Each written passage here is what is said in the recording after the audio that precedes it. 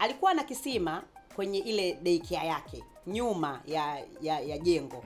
Sasa ule mfuniko inaonekana ulifunuliwa alafu haukurudishiwa vizuri. Nyumbani asubuhi watoto walitoka wakiwa wako wawili, ni mapacha.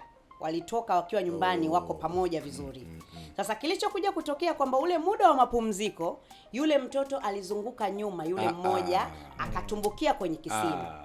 Muda wa darasani wanafunzi wamerudi, mwalimu amegundua kabisa kwamba huyu mtoto mmoja hayupo. Lakini kwa kuwa madam ama yule mwenye shule si mtu ambaye ni anaongea na wafanyakazi wake vizuri, akaamua kuachana naye, akaendelea na kazi. Kwa kilichokuja kutokea yule mtoto alikufa. Unaona? Lakini yeye hakujua kama yule mtoto alikuwa ameingia kwenye kisima. Unaona? Ile kesi ilikuwa ni ngumu sana. Sana. Koma.